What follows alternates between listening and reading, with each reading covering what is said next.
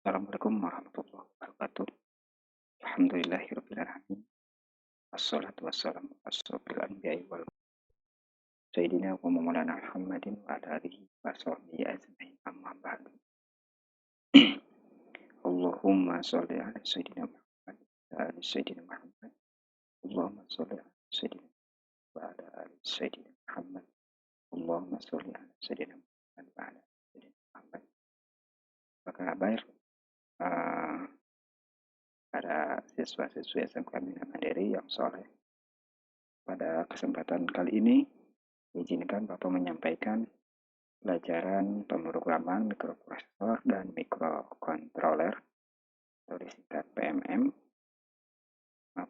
untuk kelas 11 jurusan teknik audio video.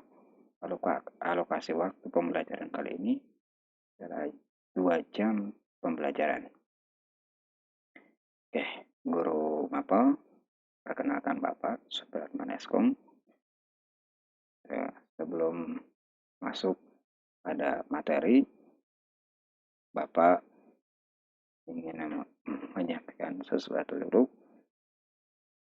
Pelajaran adalah hak daripada semua siswa yang ada di sekolah. Dan kewajibannya harus dikerjakan. Semoga kalian hari ini bisa mengerti, bisa memahami apa yang akan disampaikan. Dan jika ada pertanyaan atau komentar, silahkan komentar di bawah link deskripsi atau di komentar. Ya, di kolom komentar yang akan ada di bawah video ini. Ya, yang ada di channel YouTube ini. Silahkan komentar pertanyaannya. Ya, jangan lupa mengisi daftar hadir di Google Form yang Bapak telah sediakan. Oke, baik. Kita masuk kepada pembelajaran. Tujuan pembelajaran kali ini adalah menjelaskan penerapan algoritma pemrograman untuk pemecahan masalah. Menganalisis arsitektur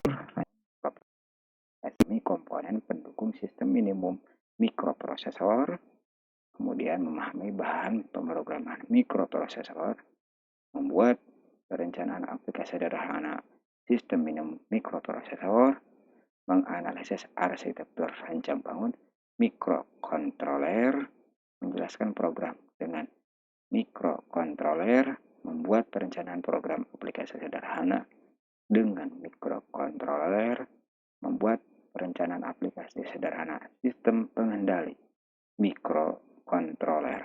Oke, itu tujuan pembelajaran dalam satu bab ini ke depan. Ya, next.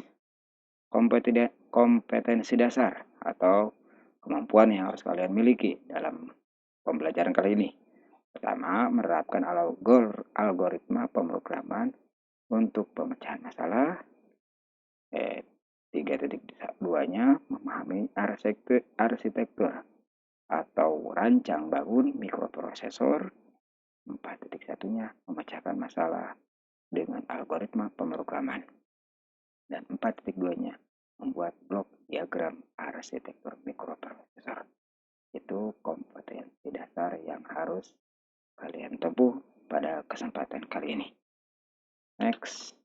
Nih, masuk kepada pemateri. Masuk kepada materi 3 yang sebelum-sebelumnya sudah disampaikan ya.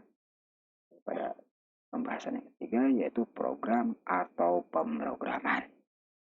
Apa yang dimaksud dua kata ini, program atau pemrograman?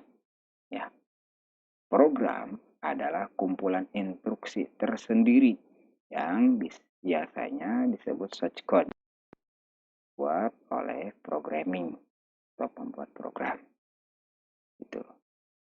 Materi ini atau contoh daripada source code ini Bapak telah sampaikan sebelumnya, Bapak telah jelaskan sebelumnya bahwa tidak akan ada program kalau tidak ada source code. Source code tidak ada, source code bakal ada karena adanya programmer atau orang membuat program. lagi, program dibuat oleh programmer. Pemrograman juga didefinisikan sebagai proses membuat suatu program dengan algoritma plus bahasa pemrograman. Ini pendefinisian dari pemrograman program. Ya, terujuk jika dibuat dengan algoritma dan bahasa pemrograman. Jadi tidak bisa langsung, tapi harus ada strukturnya atau algoritmanya. Digabung dengan bahasa pemrograman, maka akan ada hasilnya, yaitu program. Next ya. Langkah-langkah dalam pemrograman. Pertama, harus didefinisikan dulu masalahnya. Ya, didefinisikan masalah. Definisikan masalah. Apa yang jadi permasalahan program di dalam sebuah pembuatan program itu. Kita akan membuat sebuah program hitung segitiga lingkaran. Nah, didefinisikan menghitungnya. Itu apa yang diperlukannya. Itu. Kemudian mengumpulkan kebutuhan atau requirement. Kebutuhannya apa saja? Artinya kalau segitiga itu adalah rumus yang bakunya konstantanya adalah 1/2 gitu ya, untuk mencari luas daripada segitiga, atau dalam lingkaran adalah pi, itu bisa diartikan 3,14 atau 22/7. Buat algoritma dan struktur cara penyelesaian. Buat algoritmanya boleh dari mulai dibuatkan flowchart, kalau bisa digunakan flowchart atau dengan algoritma yang lain, itu ya. Kemudian menulis program dengan bahasa pemrograman. Baru setelah ini kita ketikkan program, baik itu di C++, di Pascal, atau di Arduino ya, untuk membuat robot. Kemudian testing dan verifikasi program. Jalan tidak program yang sudah kita buat, gitu ya, dengan bahasa pemrograman, dengan cara di testing dan verifikasi program. Atau dalam bahasa aplikasinya adalah run atau running. Jalan tidak, ya.